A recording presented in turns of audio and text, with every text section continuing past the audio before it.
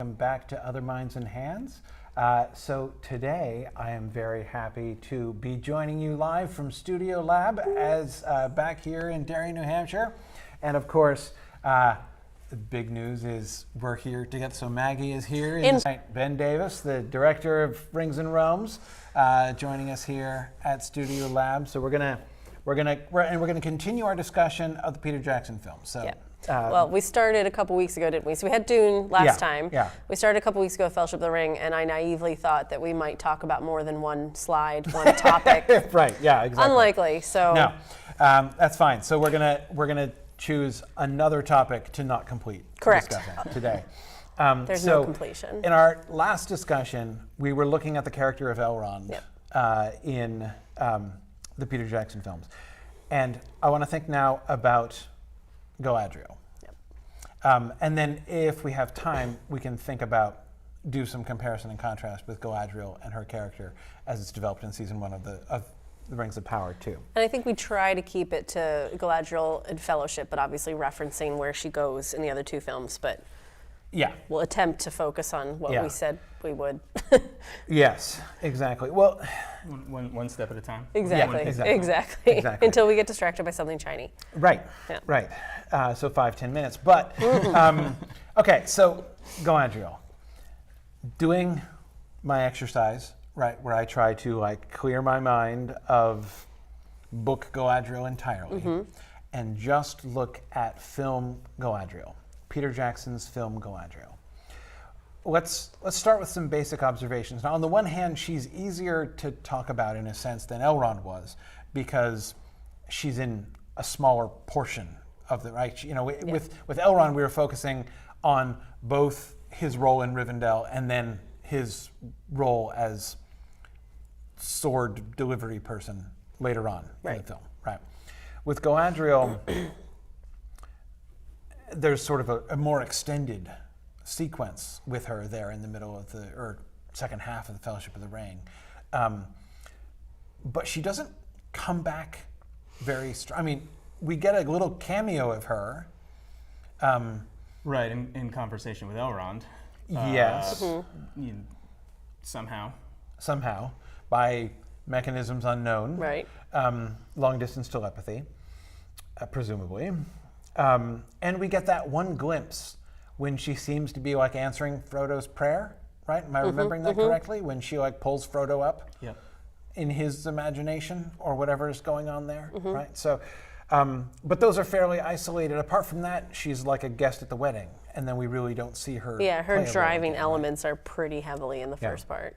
Okay, again, I'm just trying to make sure that that I'm not overlooking anything major, making sure I'm understanding the parameters.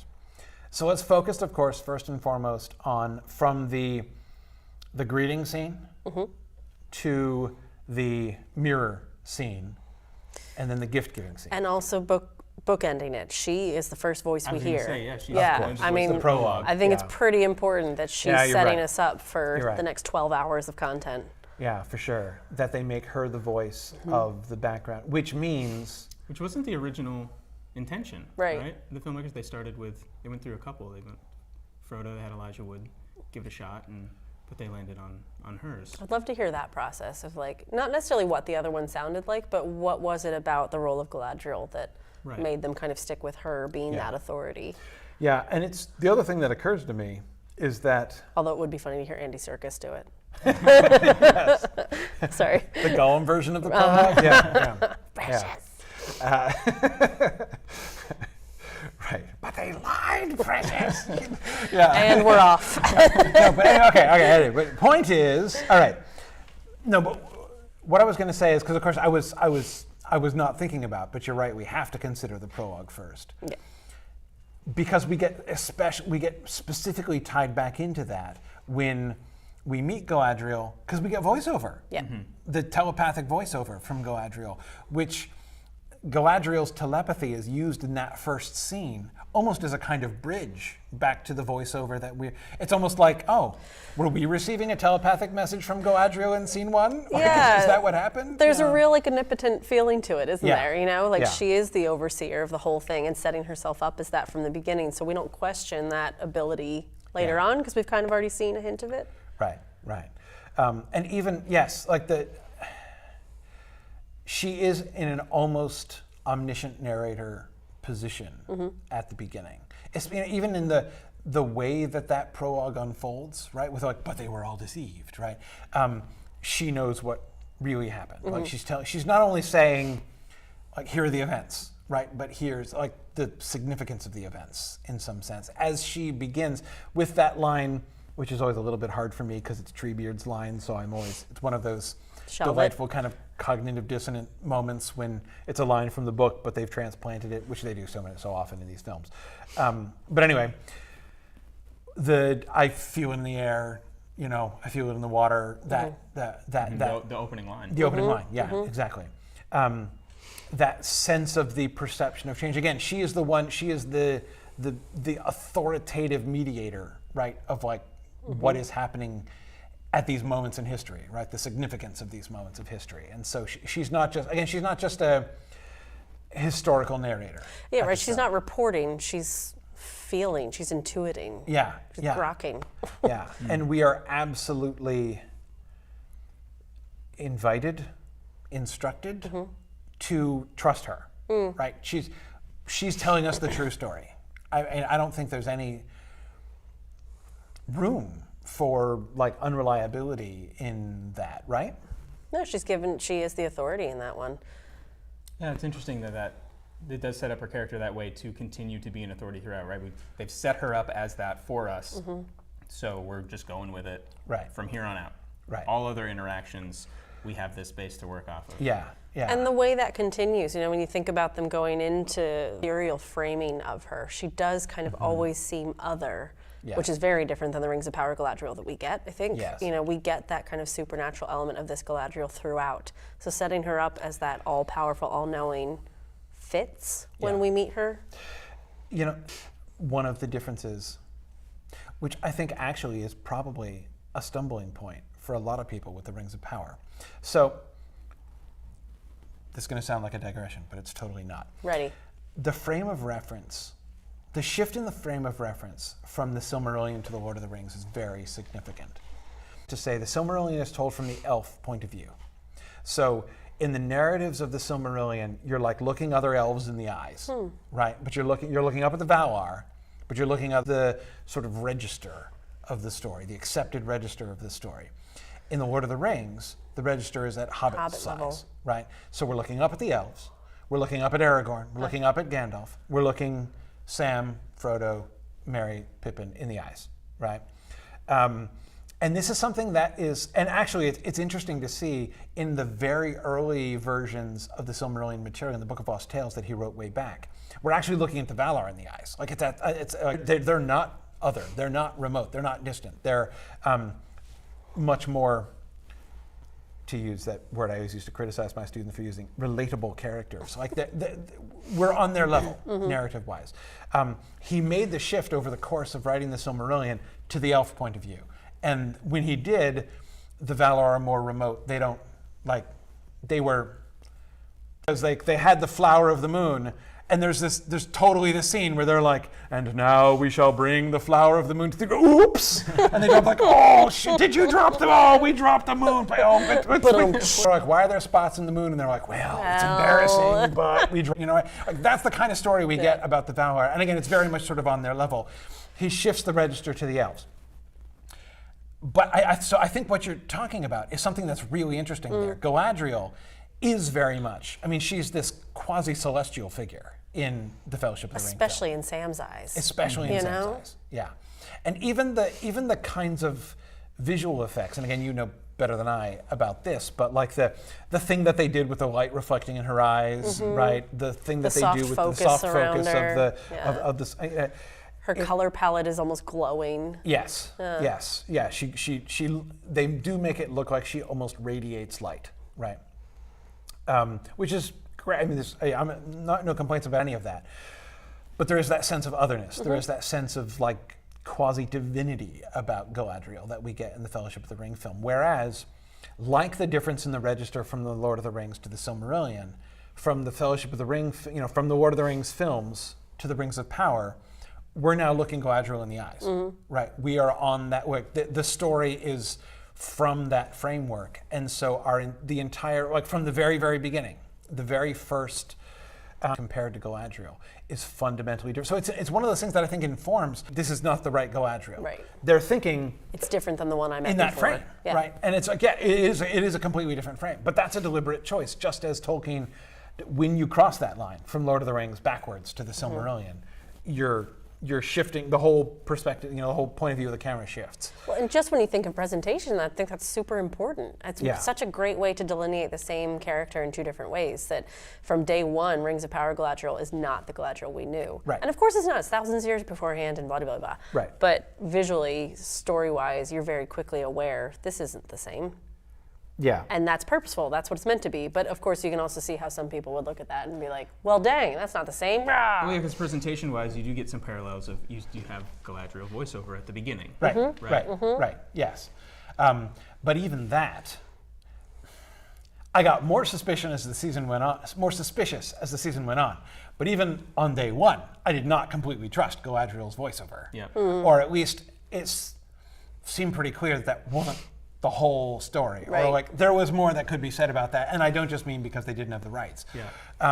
But like that there was leading. Yeah, we're not getting the whole. Whereas there's no hint, like at no point do I have any resistance to the Galadriel voiceover at the beginning. Oh of no, the that's Judgment. just context. Yeah. I mean, it is authoritative. This is spoken with that voice of authority, which Galadriel never has in the Rings of Power. That voice of authority, voiceover. In her first scene, it links us back to the earlier voiceover. But at the same time, it increases that sense of otherness by, if I'm remembering correctly, the first time we get that telepathic voiceover, it's while she's talking. So her mouth is saying one thing, and her brain is saying something else to Frodo. Yes, exactly. Except for when they're walking in the woods, right? When they first we hear the whisper. We heard the yeah, like they're just coming into range. Or exactly. Well, which also ties in with the Elrond line of like, oh, I could no longer hear her. There is that kind of range idea of, can't catch the feed anymore. Right. Yeah. No, exactly. But so no, we do get the Frodo. Yeah, that's right. I'd forgotten about that. Eerily on point, Corey. Talking is, I think, like that is supposed to be off-putting. I think, right? The double voice, not off-putting in a like she's, freaky and creepy kind of way, but in a like, this is something's not a normal person. Right. Like this is beyond a normal person. And also something felt a little bit, sinister is the wrong word because that seems malicious, but there is definitely like I need to. Maybe when they enter Lothlorien is, the voiceover, and it's kind of creepy. It's kind of creepy. You're not really sure what to expect. What's going on? And they're all suffering this trauma that just happened, and it's like, there's a lot. And she's whispering about evil and not necessarily in a helpful way. You're not really sure. But what an interesting way to paint that character. We get this super unsettling, kind of weird, uncanny thing alongside this ethereal, powerful, and all-knowing, authoritative, and also like they love her. A strong word, but yeah. We could at least say, to use the Tolkien word, perilous. Right? This is dangerous, but it's more than just that. It's not just. It's so wonderful, and she's so wonderful. Again, if I'm remembering correctly, Cate Blanchett's looking out of the corner of her eye when she's doing it over at him, right? Which gives it that extra sense of like, I'm saying something shady on the side to you that I don't want to say to But I'm going to make else. eye contact so you know I'm talking to right. you. Good sign. Okay. How about that? Trying again here. We're struggling, making sure that trying to get a clear internet connection. We'll hope that this is better. We'll see how we do here. So let us, with hope, pick up our conversation. So we were talking about the temptation of Galadriel scene. Ben, you were just saying how, as a kid, you didn't get it. Like you didn't understand what happened. Like what was at stake in that scene and why she like freaked out and And I have passed a test. That line never stuck out to me. You're absolutely right. Like, yeah, and why did he offer her the ring? Right. Do you think? Yeah, it felt really random. So I think looking at how Cate Blanchett plays that, especially afterwards, when she returns to normal vision, right? When she returns to normal vision, she's panting, right? She looks like she's recovering. It has been a physical ordeal. From something, yes. And that's what she's like, when she says like, I passed the test. And the way that she says it, like she's surprised, right? I mean, she doesn't say, holy crap, I passed the test, but that's basically what she's saying, right? It has that element to it. It gives that sense that something was just transacted, that she herself did not know how it was going to pan out. I wonder if that was the ring, because that's the only thing I can think of that would push her to that point. And doesn't she say something after, like, I will retreat now and go... I will diminish and go into the west. Yeah. So that was her opportunity to take up the ring and become something big and powerful and terrifying. So that the experience there, like, she says, and again, I'm trying not to just like blur the lines of what she says in the book and what she says in the film. So I'm always asking for confirmation from people who might remember the films better than I. Like, she does say this, right?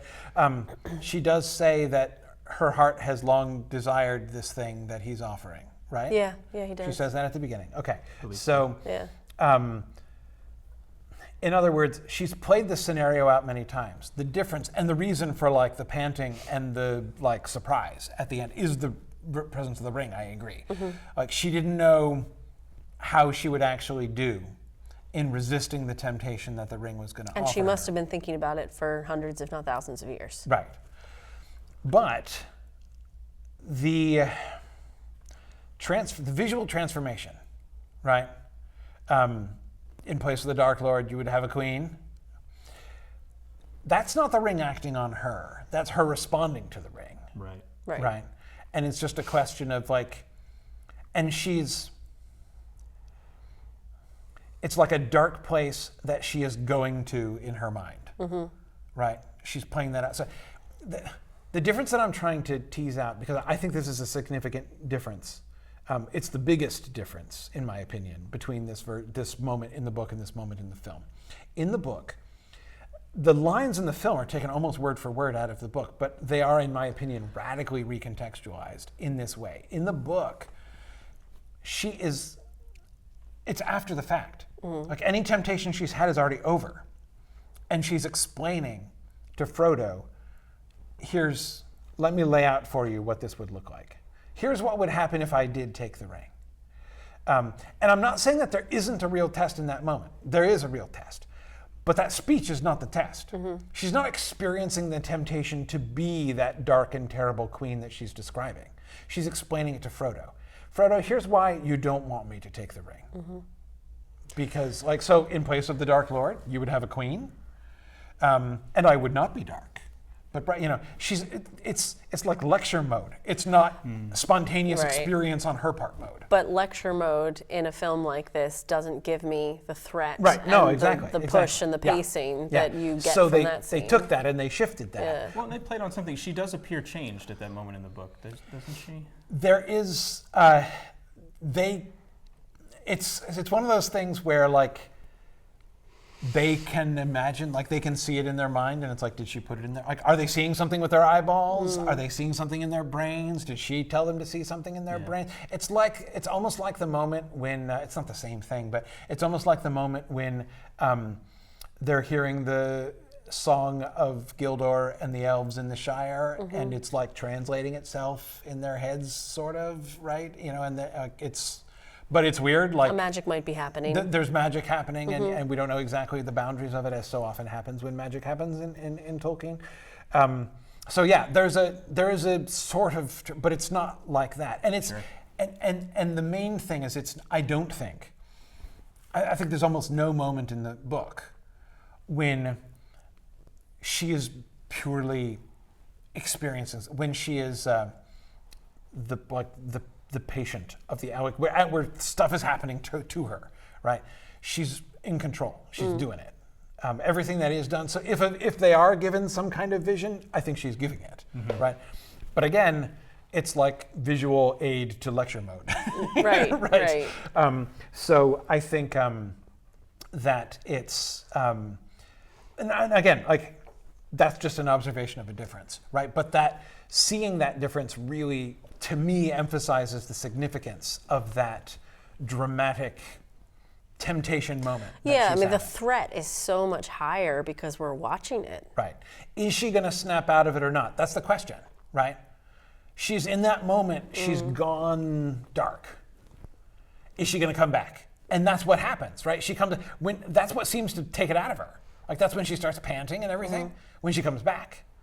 And the light resumes. And in that moment also, it looks like she's less soft-filtered.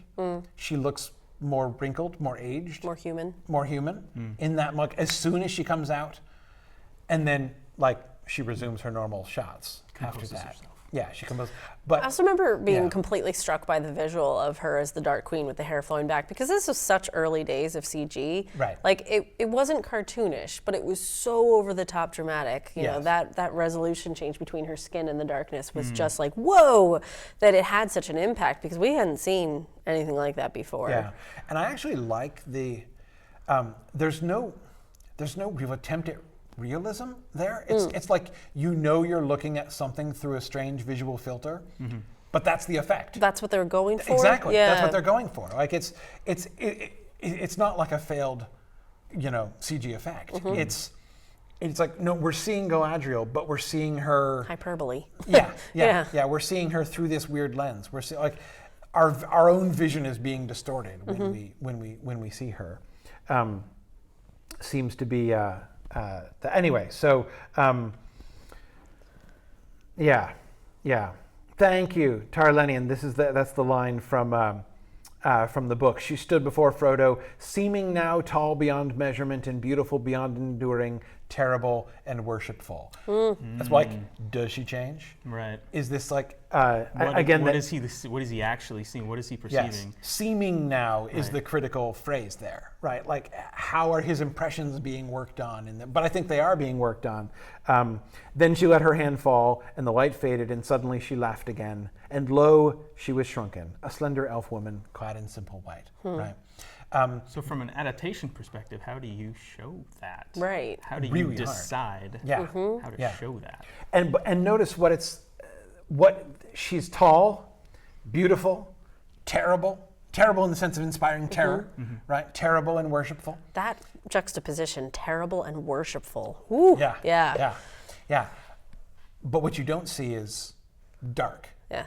Like it's sort of the change in the color palette that Jackson does is very different from what we get there. And again, that moment seems like a visual aid, right? To like, let me, and I would not be dark, but in place of the Dark Lord, you would have a queen, right? And he's like, and then it's basically like this, right? And the weirdness of that, like the terrible and worshipful, right? I think she wants to give them a taste. I think it's important for Frodo to know what would it look like if a great good person took the ring and used it, right? And this is the clearest glimpse that we get. We get some narrative projections, people saying, like, we get some hints that Aragorn might be able to challenge the Dark Lord. And that would presumably not go well long term, right? But we don't know what that would look like. We don't know how it would affect him. We don't know. And, so Galadriel gives to us, and in this moment, more importantly to Frodo, a glimpse of that. But again, it's, at least my reading of the text in this moment, is it's theoretical, right? Again, it's not something that she is in that moment indulging, but then she pulls herself back. It's It's an explanation. It's a demonstration. She's showing him something on purpose, I think. Well, and as a device, it's also quite helpful because we had the little phrasing at Council of Elrond of, oh, this ring, it is a gift, you know, and then that kind of inference of like, oh, no, that's a problem. Yes. And then later on, we get the same of like through meat would do. It's just kind of reiterating this inanimate object is actually a really big threat. And for people that are not aware of Tolkien and haven't, you know, spent years being scared of this object as well, why on earth is a big bad going to be a ring? It's not a threat. Right. But if you build it up like this and you show the terror that it has in Gandalf, the terror that it brings out of Galadriel, we do feel that. So I guess it is just kind of really solidifying. Yeah, it is an interesting progression when you think about it, comparing how, with Gandalf, right? It's all in McKellen's acting, right? Don't tempt me, Frodo. Right. Right. And the moment when the speech of Mordor is visible on the ring and he goes, oh, like you can just see him be like, crap, it's that one. Yes. Yes. And the awesome delivery of that line. There are a few who can. Right? Like I was not so resigned. Right. Yes. The this is my life now. Exactly. Yeah. Exactly. I love that. But anyway, in Gandalf, it's kind of distant. Like we see from the outside his emotional response to the temptation, right? Or like his fear of being tempted, right? With Galadriel, we see in the film it acting on her more directly. Like she's like it flips a switch, which young Ben Davis was very confused about, right?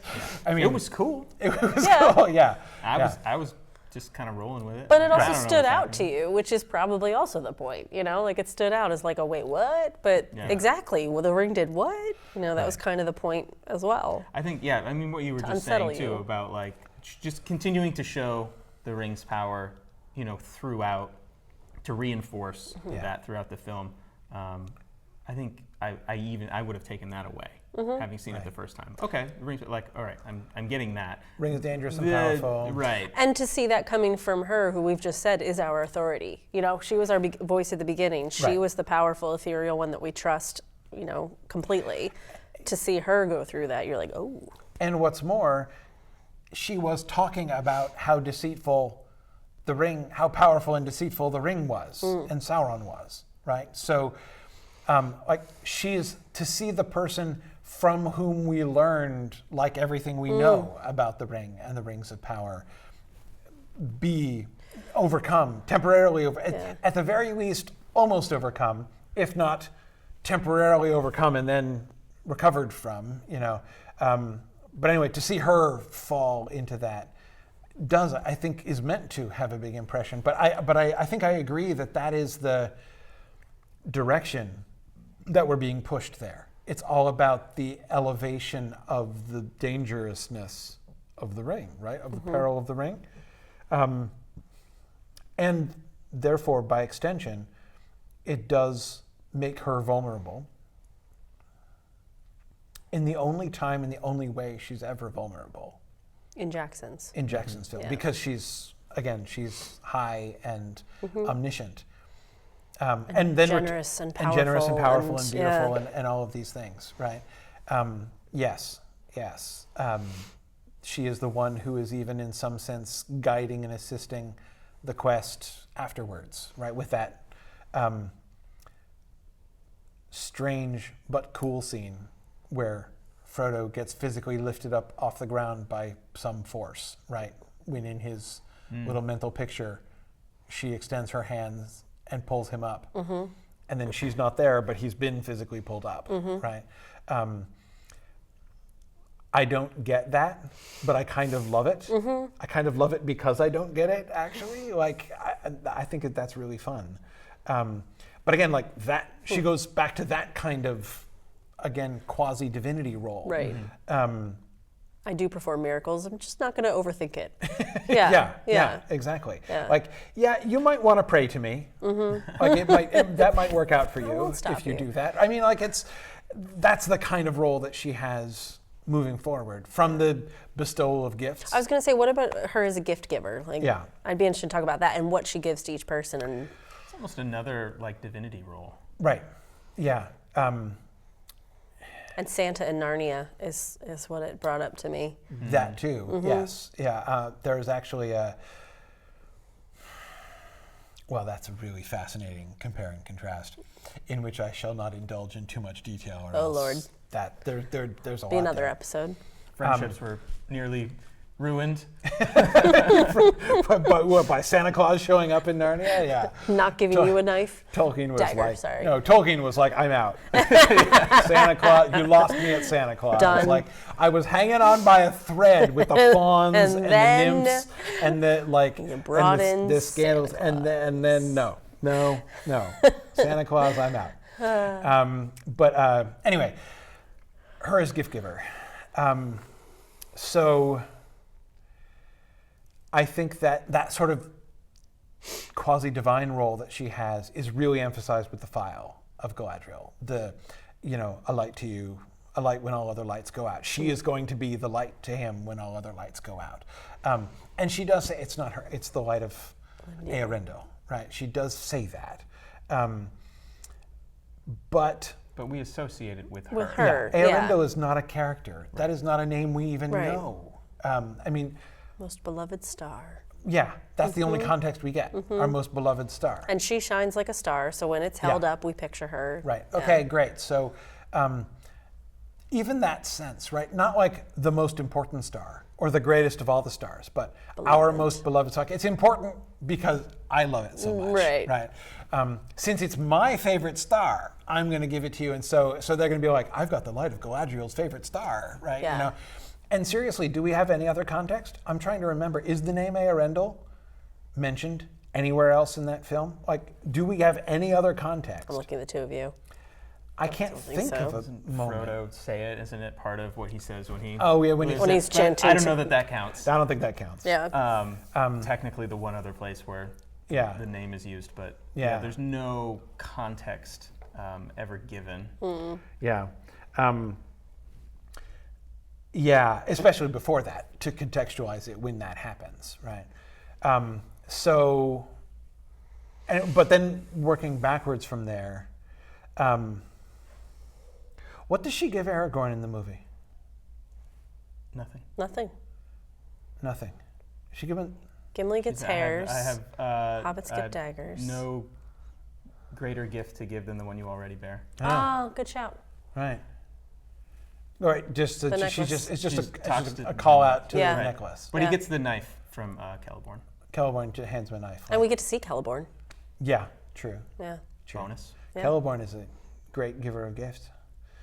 That's the rumor. Anyway, sorry, I just can't.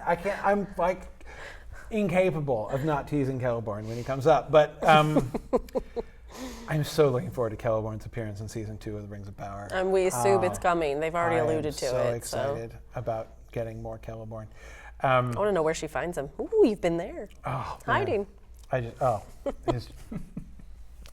Anyway, okay. Peter Jackson's Galadriel. So she gives Aragorn nothing, but only draws attention to the fact that she's, like, given her permission for him to marry her granddaughter. And though that's not emphasized. No family relationship is emphasized in the No, but film. you can tell she's happy about it. You know, She you already knows about have it, a wonderful obviously. gift. It's better than anything I could Yeah. give you. Like, that does raise up that relationship, I think. Whether it's her blessing or not, it's just... But there's no whiff of talking to the in-laws. Right. When he's there. Okay, I didn't think so, but okay. So I have to be careful. It's her acknowledgement of that gift. Okay, and then we have some of the shifts in the gifts are odd. The hobbits get daggers. Hobbits get daggers. Sam gets the rope. Frodo gets the star. Frodo gets he gets the file. And Gimli gets 3. Restraining order. And Gimli gets 3 hairs and a Gimli gets 3 restraining order. hairs, right, off screen. And Legos gets the bow. Yeah. Right. Which is awesome. Which the means best. Teenage Ben was like Very yeah. into that. You were like green with envy on the Lothlorien bow? Did you make outtakes your from the own? 2 towers were Right. So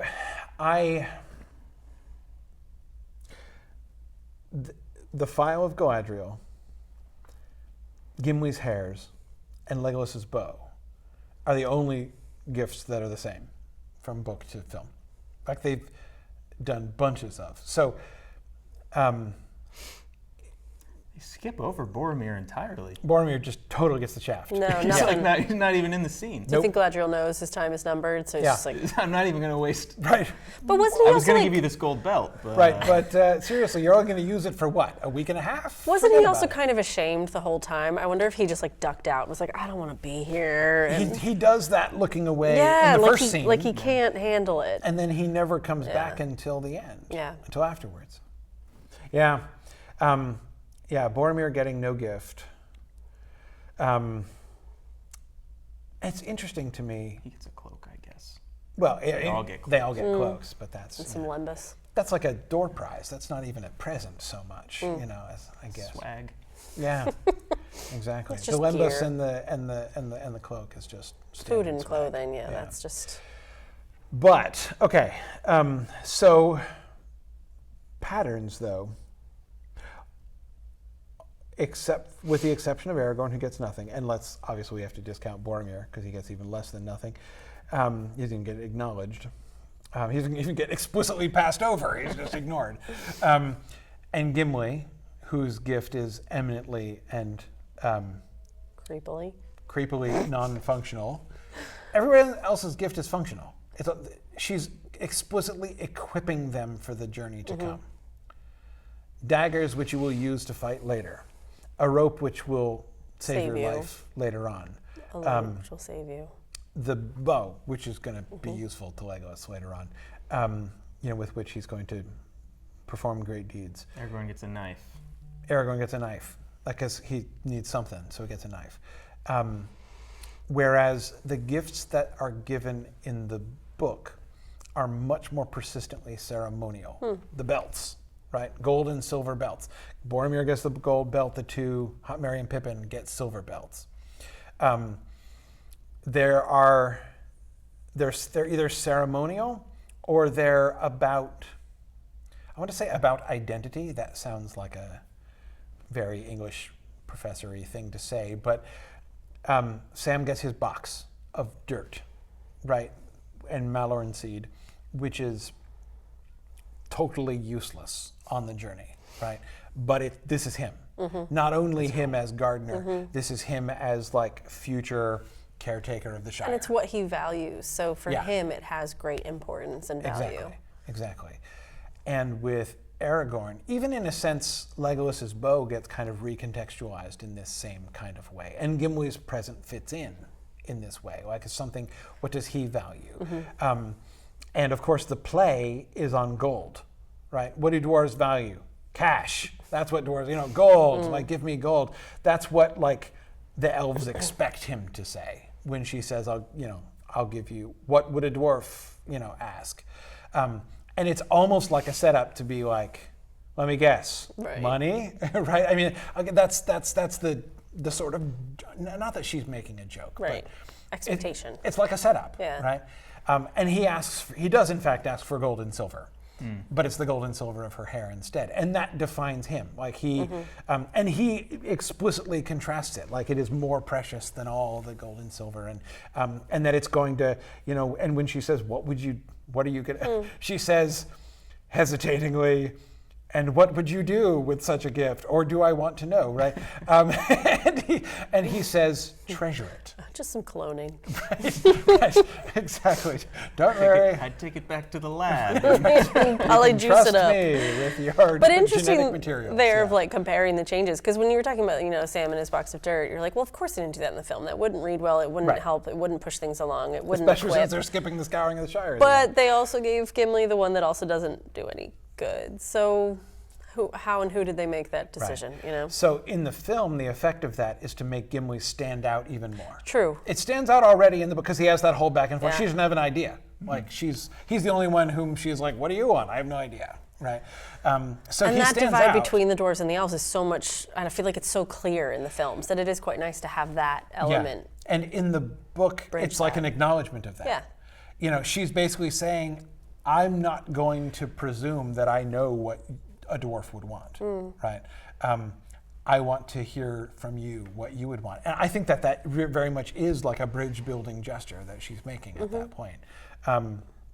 Anyway, so Gimli's gift stands out more. It's more because it's like the only totally impractical present that she gives to anybody. Whereas lots of people get impractical, like not immediately practical gifts, certainly not equipping for the journey gifts.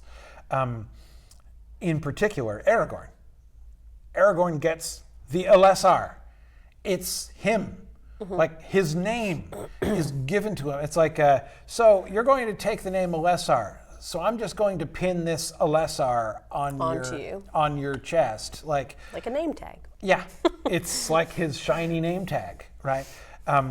It's like he is in that moment becoming that person. I mean, it's a huge deal. And of course, also the other rider that she gives him, right, the little extra bonus gift is the scabbard for his sword, which doesn't seem like a big deal, except it's a scabbard which will magically prevent the sword that was broken before from ever being broken again. Kind of a big deal. Kind of a big deal. Moving forward, right? That's like hope for the future. Especially since we were talking about this in Exploring the Lord of the Rings. When Aragorn at the Council of Elrond, because it comes up in the context, right, of Boromir being like, I'm seeking for the sword that was broken and everything, and Aragorn's like, yeah, that's basically me, right? What he's undertaking when he's going to go to Gondor, he's like, okay, I'll do the Elendil. I will come. Let's do Last Alliance. Let's take up arms, and I will. But the role there is to die, right? This didn't work out for Elendil. The sword was broken. That's why the sword was broken. Right. Aragorn is basically saying, I am willing to die. And we see him play that out, right? That's what happens at the Black Gate. Like, let's go and maybe I'll sacrifice ourselves at the Black Gate just to try to give Frodo a chance to succeed. So he does, in fact, all the way through play out that role, which is focused not towards victory, towards success or survival of himself, but to do what must be done.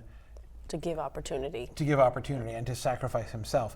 So when she gives the scabbard that says, and the sword that was broken now will never break again, that's a kind of hope, which is, and protection, which says a lot. And especially because we do have that scene that we talked about with Elrond delivering the sword. We know the importance of that item and the power that it holds. So the fact that there is something that could continuously protect it, kind of a big deal. And that's the other thing that I was thinking about is in the film, that moment, they take away that and I am now, she doesn't exactly put a crown on his head, but she does everything shy of that. I mean, pinning on the Alessar, right? I'm going to give you the name, I'm going to bestow upon you the thing, the elf stone, which shares the name. Elessar means elf stone, and that's what it is. So I'm going to put the thing on you whose name you're going to take as king, right?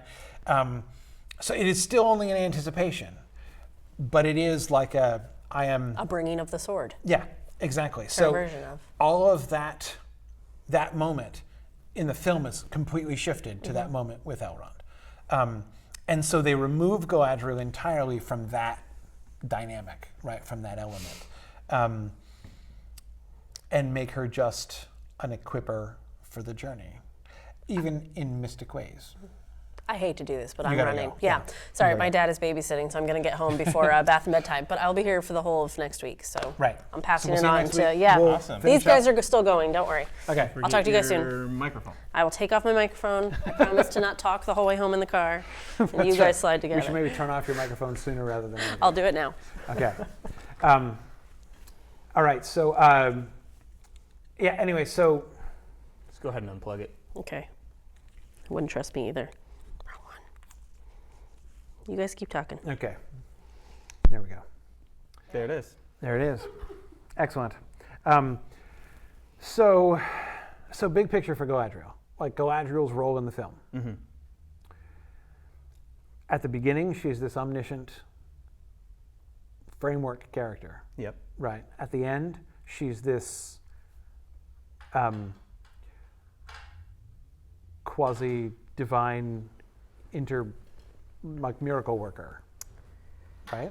Right, which I mean is not dissimilar from the way we're introduced at the beginning, right? Right. She's very much Right. this high above, like 10,000 foot view of what's happening. Right. She almost descends to interact with Yes. the company. Yes. Yeah. There actually, it's interesting what I was talking about eye level, right? And I meant that wholly metaphorically. But in the film, it's quite literal. They're always looking way up at Galadriel. That's true. I mean, even in that scene where she's standing on something. She's tall already. Kate Blanchett is tall already, and she's standing on something. They're all looking up at her in that scene. Yeah, I actually hadn't thought of that. She seems to physically. I'm like visually in my memory thinking back through all the Kate Blanchett scenes. She looks like the tallest person in the room every time she's on camera, as far as I can recall. Yeah, even with the only other time we really see her is when she's giving the gifts and Aragorn, and I mean she's not even in the same frame with Legolas, so it's really just Aragorn, and you still get that similar kind of feeling. Yes, yes, of like. I don't think people do kneel in front of her, like the hobbits don't have to. But there's that sense of it, right? As if like she is bestowing gift on someone who's kneeling in front of her. There's that same gap. Yeah. It feels that way. Yeah. We certainly never see. I don't think we see, do we? Like the backs of Viggo Mortensen's head, right, and her passing and being obviously the same height. Like I don't think we don't ever get any reminder that she's actually, around the same height as Aragorn or something. Like it's no, it's just a trick of the camera angles, right? Every time shooting a little low. Yeah. So yeah, she's in that elevated position consistently, therefore putting all of this pressure on that temptation moment in the middle, that influence of the ring moment. And instead of having that bring down her character in some sense, right, what it does is elevate the ring. Holy cow, look how dangerous the ring is. Even she, the quasi-divine one, right, has issues, right? It can get to her too. Yeah. It can affect her too. It can even change her light into darkness, like with the whole, photonegative version thing that we get, in the CGI there. What do you make of then because there's a scene later on in the film where her and Elrond are communicating. Yeah. I feel like that, if I remember correctly, she's looking like up and to the left of the camera. So she's looking up to Elrond and he's, I don't know, looking out the window at her. I don't remember that scene as clearly. What are they talking about? It's before he goes and gives the sword, right? Yes. Yeah. Well, no. I mean, yes, it is well before that, but I believe it's in the Two Towers before. It's the conversation that we are led to believe convinces him to send elves to Helm's Deep. Oh. Because she also does, it blends into this voiceover bit, not unlike the prologue where she's talking about Faramir. And, she's narrating what's happening to Frodo. Yeah.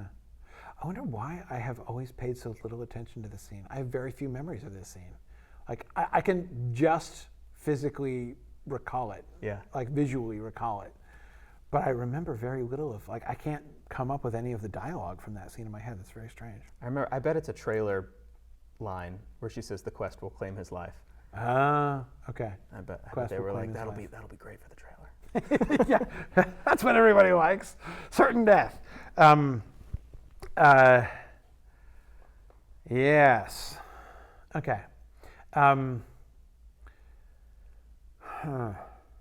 right. I'm not sure how that impacts. I don't know either. Is that the last we see of her as well? In the film? Is the pulling Frodo to his feet scene afterwards? You're right. Yeah, and then obviously the gray hair. And then, and the wedding. She's in the crowd behind Arwen. Is she? I think so. Oh, I missed that. I think she is. I believe you. I just missed it. Maybe. Anyway. Yeah. She is very much this.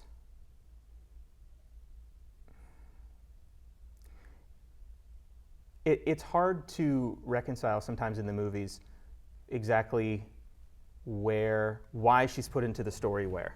Right. There doesn't seem to be, I was going to say there's no rhyme or reason. That feels harsh. I don't think that's true, because it doesn't necessarily feel inconsistent. And like you said, like where she lifts up Frodo, that's such a powerful moment. Yeah. I love that. But it's, I mean, what does it say about who she is? I don't know how much we can necessarily draw from the little pieces that we get after the Fellowship leaves Lothlorien.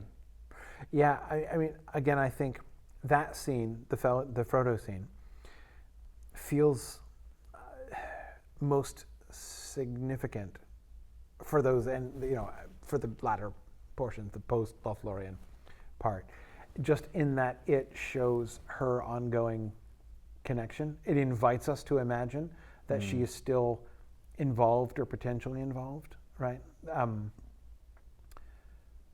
But we don't see her. Right. We're kind of left to imagine if she's involved or whatever. But that kind of, again, like I am watching you from afar and maybe you might want to pray to me or something, is that kind of general sense that I think that we have. She doesn't move the characters forward. This is one other thing that is very interestingly different. The book suggests a couple times, that there is some kind of cause and effect relationship between Galadriel's testing of Boromir and his turning. One can ask the question, like we're invited, I think, to ask the question, had Boromir not gone to Lothlorien, would he have done what he did? Maybe. Now, I'm not saying the answer is definitely no, but it invites us to ask the question. Sam's assessment is that it was in Lorien that Boromir made the call. We are given reason to think his attitude towards Frodo in the Ring is clearly different after they leave Lorien than it was before. Maybe that's just geography. Maybe because they're getting closer to parting. Maybe because they're closer to Mordor and the power of the ring is stronger. There are lots of ways in which you could potentially explain it that doesn't pin the blame on Galadriel. But, and I'm not saying Sam or any of the other characters explicitly pin the blame on Galadriel and be like, drat that Galadriel, what she did to Boromir. Nobody in the book ever says that. But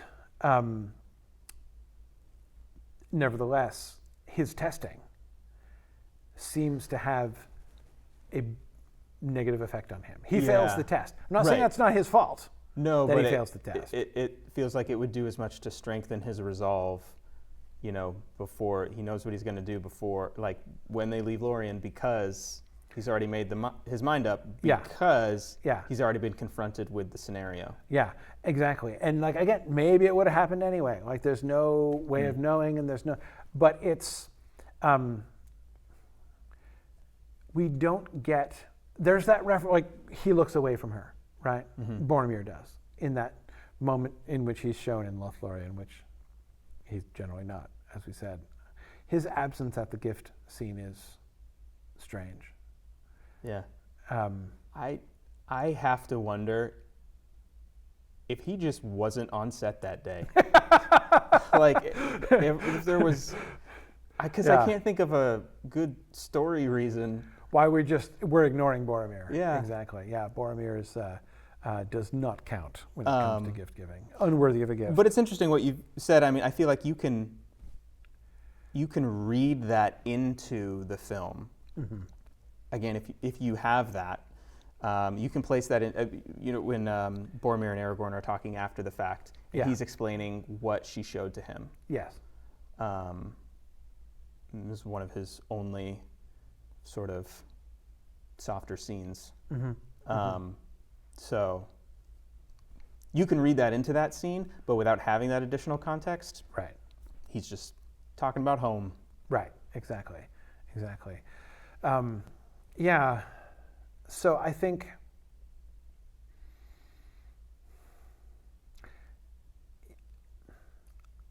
I don't think that, and this is something Ilana Moshin, who is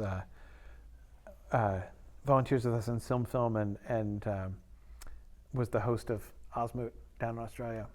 We were hanging out down there, and she, I think, just made a really great point. She was talking on Twitter about this, but she just did a rewatch of the Peter Jackson films with her husband and was thinking about some things. And the point that she made was, the impression that she gets is that the Peter Jackson films are persistently, like the themes that they emphasize are persistently different from the themes that are emphasized in the book. But they are not different from the theme, but they are themes that Tolkien emphasizes. Yeah, it's almost like they didn't have the ability to explore, or you just pick a couple themes and you just ride those all the way through the films. And those themes are native to Tolkien's world. But it's almost like the dialogue, right? Which they'll use dialogue from Tolkien, but they'll pick it up and they'll put it into another place and put it into a different character's mouth, right? They do almost the same thing with the themes. Yeah. And it usually works, as those lines of dialogue usually work when they do it. It's only when it's hard for me, especially because I do audio, right? So I'm like literally hearing Treebeard's voice when she's saying that line at the beginning, and it's just always like cognitive dissonance. Like I cannot not experience the cognitive dissonance. First thing you do. Yeah, like first line of the film, I'm like, oh, there it is, Twitch. But again, it's not to say that it's wrong. It's not to say that it's bad. It works. It works in the film. And the same thing with the transplantation of themes, right? Let's take the one that Alana was pointing to on Twitter was how in the Two Towers, the theme of hope and despair is made very prominent, with culminating in Theoden riding out, right, and Gandalf showing up. Hope and despair is a huge and important theme, but hope and despair, that's developed in the Battle of Pelennor Field, not the Battle of Helm's Deep in the book, right? So they've taken, like the despair. We get the despair of Denethor and the gloom of the riders, and Gandalf trying to encourage people, and the Black Rider coming in through the shattered gates, and the pyre of Denethor, and the defeat of the Witch King, and the arrival of the Rohirrim, and the defeat of the Witch King, and the arrival of of Aragorn. Hope and despair, right? I mean, we get this heavy focus on hope and despair throughout those chapters. And they do it in the films, except not there. Right. They do it at Helm's Deep instead. And that's fine. Like, okay, it works. It works really well. But I think that Alana is right. I think that this is something we can see all over the place. Them taking Tolkien ideas, and they're working with these ideas. They're developing these themes. But they don't do it where you would expect it to be developed. If you're, and even many things, even the reluctant Aragorn character, I think can be explained in a similar way. The things that Aragorn is going through are not alien to Tolkien's world. They're alien to Aragorn, but they're not alien to Tolkien's world. And yet they're like, okay, but let's take this and let's give it to Aragorn instead. The same kind of uncertainty that the hobbits sometimes feel, right? Let's give that to Aragorn instead. And so is it a change? Yeah, huge change. Yeah. But it's not, but it still isn't just strangely bizarre. It doesn't just go in a different direction. So I guess we've strayed off Galadriel quite a bit. Yeah. A little bit now. But I'm good. So Pelennor Field, so what sort of themes do you feel like they were developing then in the film? In the film. If not hope and despair? Because I feel like it's there. Theoden in a similar role. Sort of, but and Denethor's doing a similar thing, but it feels, very obviously, we don't get the sort of depth that we get in the book, and it's The even Denethor twisted. thing is hard. Yeah, his character's so different. Yeah. Again, it just feels like maybe there wasn't enough time. And with Denethor, film Denethor, it's not about despair. It's about crazy. I mean. Yeah, that's a good way to put that. He's. Yeah, I think that's the difference. Because in the. He's out of touch from the beginning. Right. In the books, you get this sense that. He's a fighter. He's there, and he's been ready, and he's been fighting this for a long time. Yeah. And then he just you're right. He just reaches. He comes to that moment where he gives up. Right. Yeah. Yeah, and he doesn't. You're right. He gives up. It's not like he does go crazy, but you're right. It feels like crazy in the film as opposed to just despair, and hope. The arrival of the Rohirrim. Notice what perspective we don't get when the Rohirrim show up. The view from the city. We get the effect on the orcs, right? They hear the horns and are like, oh, let's all turn around and face the other way, right? Like, fear stricken in their enemies, yes. What we don't get is the view from Minas Tirith. Everything looks horrible. We're on the verge of despair. What? Horns, wildly blowing. And the moment, Pippin is the channel for that, right? And Pippin, can never hear the sound of a horn again, right? But it brings tears to his eyes. That sense of hope is born. We thought everyone's given up on the Rohirrim, but they're here. How did they get here? Right in the nick of time, or is it in time even, right? When the Rohirrim show up in the film, I mean, look, and I'm not taking anything away from it. It's a powerful moment, possibly my favorite moment in the entire films. But that's not the emphasis. It's different. It's different. And think of the way in which they transplant, again, very effectively, and one of my favorite elements in the film, the death chant. Death! They're all chanting as they ride, which doesn't happen until after Theoden's death. Right, and in that moment in the book does feel very hopeless. Yes. Right? Ride now to ruin and the world's ending is what Éomer says after he finds Éowyn's body. Right. Right? And he thinks that what devilry is this? Who conjured my sister here and then killed her? Yep. Right? I mean, it's this incredible, evil miracle that has happened, right? I wonder how much of that it has to do with. I mean, so much goes into making a moment like that in the film. So much of it is the score as well. I'm just thinking that moment in the film was so awesome. It is. It was just so cool. That I'm not thinking about hope and despair. I'm just thinking about how cool this is. Right? Yes, and that's their courage as they're riding into battle.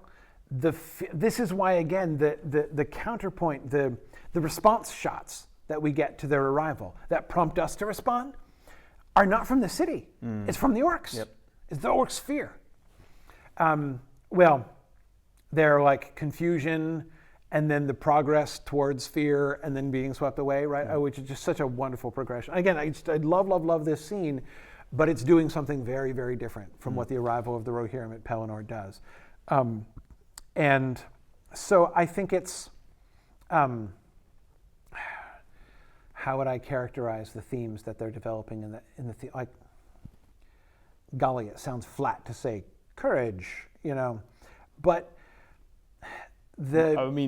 Éowyn straight up says it. Yeah. Courage, Mary, courage for our friends. Yeah. So all right, now we've got courage, which is there's so much bravado. Right, and not just facing, but embracing death for the sake of, which is charging in. Which is what Theoden's saying, but at no point was that what I was feeling. Right.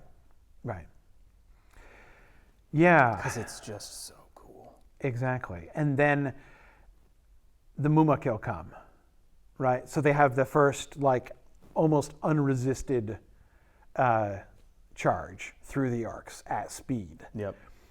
And then the Mumakil come in. And the reform the line, right?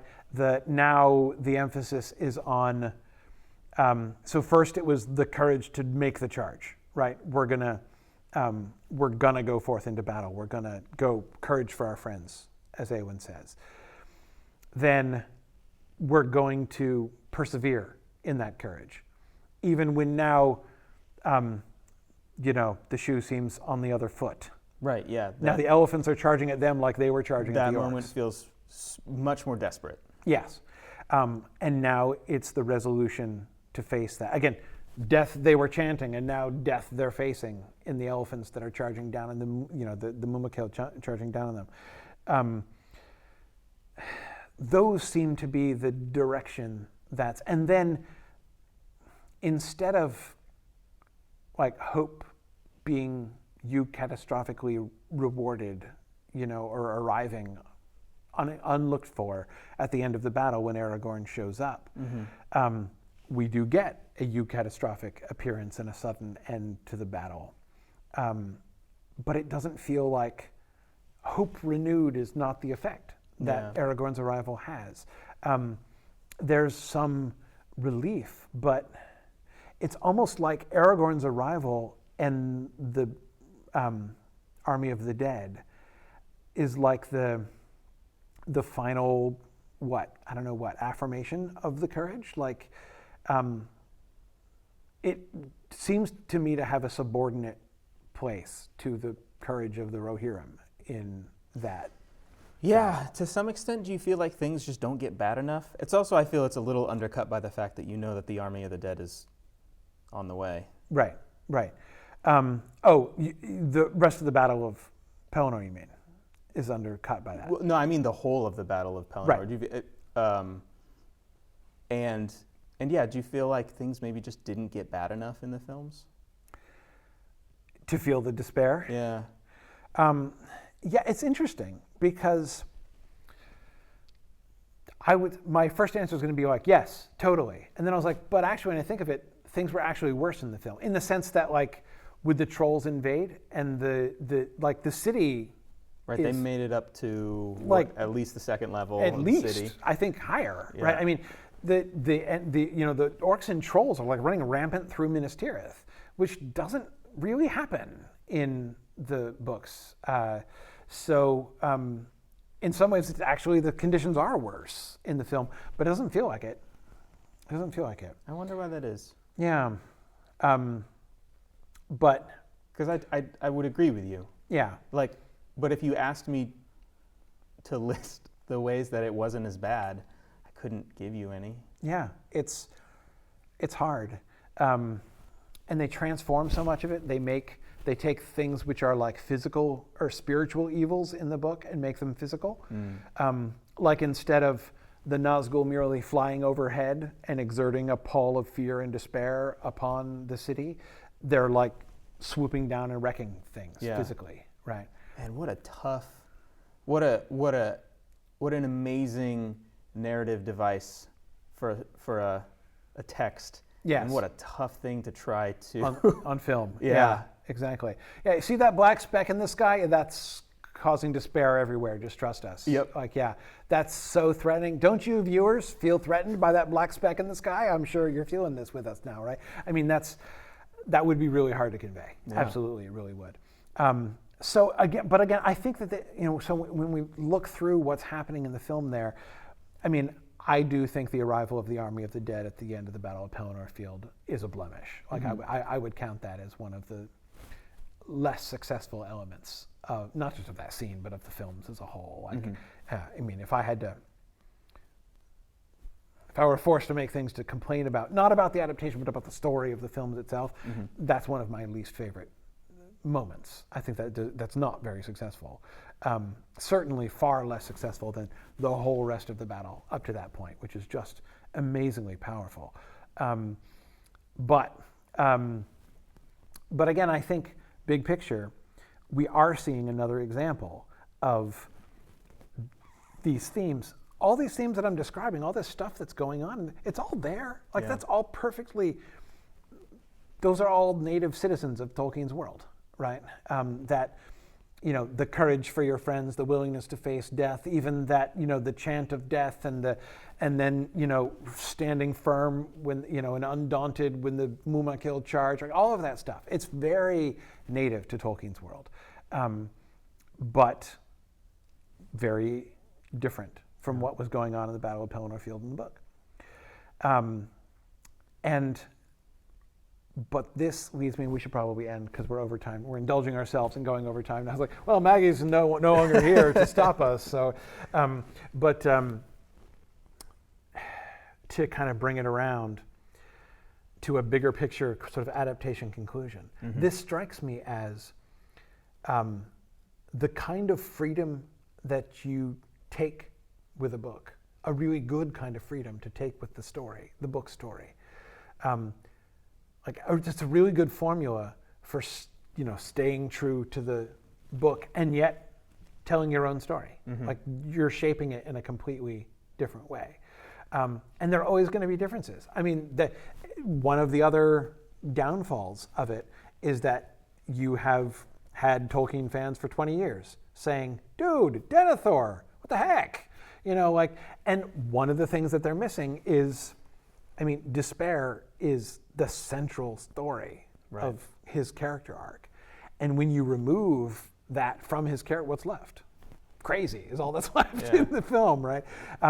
And that seems, and I think it really is, a cheapening of his character. Like film Denethor is just not as powerful a character as book Denethor is. And so that kind of comparison, a lot of people, are like, well, not great, not great.